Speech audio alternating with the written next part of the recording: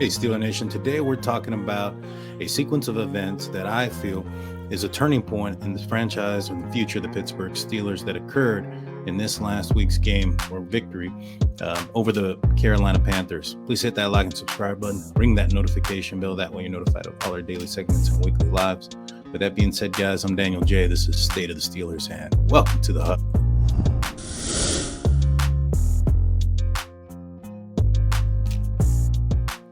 So the Pittsburgh Steelers beat the Carolina Panthers 24-16, and in my opinion, in a dominant fashion.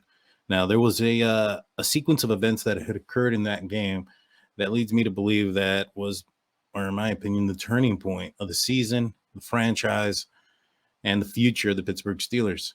And that came with the opening drive of the third quarter, a drive that went for 21 plays, took over 11 minutes off the clock, a drive that went, when you factor in the penalty yards, over 106 yards in length. I'm talking about the opening drive against the Carolina Panthers. The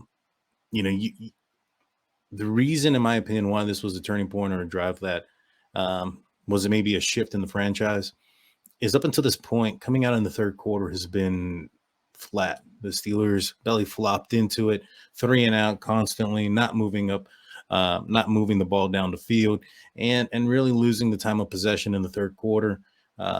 It's been one that the Steelers have been struggling for this entire season.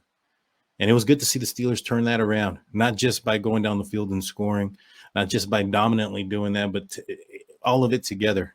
It started off with a penalty on the return. So the Steelers had to start off at their 9-yard line. I believe it was a 91-yard drive.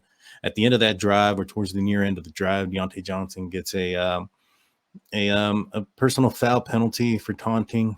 That's pushed back an additional 15 yards, and it's capped off with a quarterback sneak by Mitch Trubisky on a drive that the Steelers moved the ball well through the air and especially on the ground. Najee Harris was taking care of the football. This was a drive that changed what the third quarters have been up until this point. And I think the Pittsburgh Steelers saw that. They felt that. You had comments like TJ Watt saying that, quote, we had to make sure we stayed warm. And then you had Alex Highsmith saying that drive was amazing. 21 plays, the longest drive I've ever seen, witnessed with my own 2 eyes. I don't think I've ever seen one that long. We're just on the sideline, tick, tick, tick, tick. Just let the clock keep ticking. Shout out to the offense for that drive setting the second half out that way. That gave us a lot of momentum, Alex Highsmith said. Tyson Alualu said it was crazy to look up and see a little over 3 minutes left. Just says a lot about the fight that they had on that side and how they're playing. That's crazy. That definitely helped us. This is a defense that has been accustomed to being on the field for a very long time, and in my opinion, started to shut down towards the second half of games due to fatigue, injury, tiredness from being on the field for majority of the second half and or the game in most parts. And for this team to take control, be dominant, and then convert those drives into touchdowns, kudos, man. Kudos. I don't care who was the quarterback. That drive was a Steelers football drive, and I am excited about this football team moving forward. I think the offense is going to get, they're starting to catch up a little bit as far as the execution goes. They're going to catch up to this defense, and once you have this defense healthy and playing, a normal amount of snaps in a game, or one that would be relative to their performance, meaning if they're getting 3 and outs, if they're stopping the opposition, the time of possession should be more in favor of the Pittsburgh Steelers because of those things. It should not be evened out with that type of performances, or with the performances of the Steelers that they've had in the past defensively. And so now that you could have potentially some complementary football, fresh team on both sides of the ball, one that has momentum, one that has rhythm, I think this bodes well for the Pittsburgh Steelers moving on towards the end of the season. Is it a little too late? Maybe, possibly. The Steelers are definitely on the outside looking in when it comes to the playoff picture. But this wasn't a season that, I don't like that excuse. This wasn't a season that the Steelers were supposed to make the playoffs. That's a lousy narrative. Steelers had the opportunities to make the playoffs. They were just a young team that didn't click until recently. And a lot of it had to do with perhaps some unfortunate injuries, maybe made the wrong decisions early on as far as waiting to start Kenny Pickett throughout the gauntlet of games that they started him out with. Perhaps maybe if they go into training camp and or the start of the season with Kenny Pickett as the number one QB in mind, perhaps he's a little bit more developed at this point, or at that point that when he entered, definitely at the point when he entered.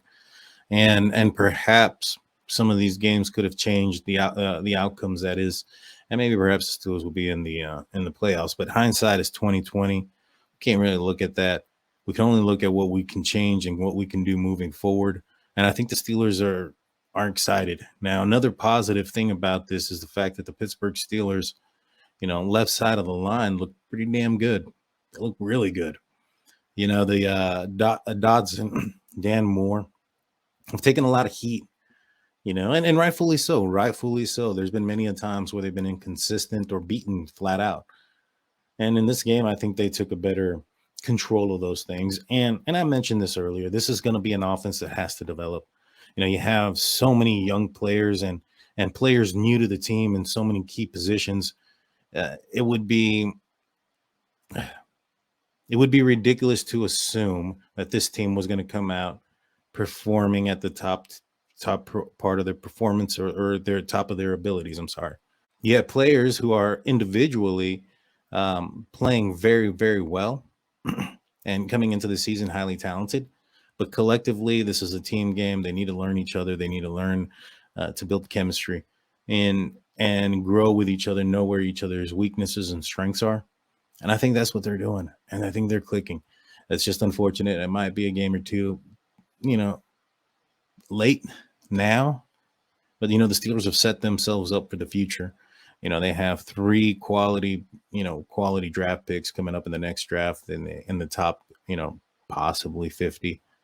Possibly 45 when it comes to the draft. Depends on how the rest of the season plays out. They're going to be able to fill in those positions. The Steelers haven't done a lot of massaging of the contract, so to speak, in recent years like they have before with restructures and things of that nature. I anticipate that they're going to have, the budget's going to increase, the cap, I mean. And then you're also looking at the possibility of restructures, things of that nature, and other little tools to massage the cap. I think the Steelers can load up very, very quickly and be a contender much faster than most people think. I think they just needed to get the main meats and potato, the fundamentals, the basics down of this offense and the group of core players that they have moving forward. And I think they've done that. Now they just got to fill in some of these gaps and holes. And I think they have the opportunity to do that very quickly. I think that, this team can stay relevant for the remaining of the season. I think it's a little too late for the playoffs, but I think they can show the world that they're going to be a contender very soon. Let me know what you think in the comment section. Let me know, do you guys think that was a pivotal point in this young franchise with young players all around? And I say young franchise in the meaning of like the core players of this team offensively more than anything. Do you think that was a turning point for this offense? Do you think that was a turning point for the future of the Steelers? Or do you think that was just the Pittsburgh Steelers beating on a weaker team? A team, though, the same record, and we're playing for a potential chance to, and they still have an opportunity to win their division. So a team that theoretically had more to win or more to gain from this, by winning a couple days ago. Let me know in the comment section. With that being said, guys, I'm Daniel J. This is State of the Steelers. Peace.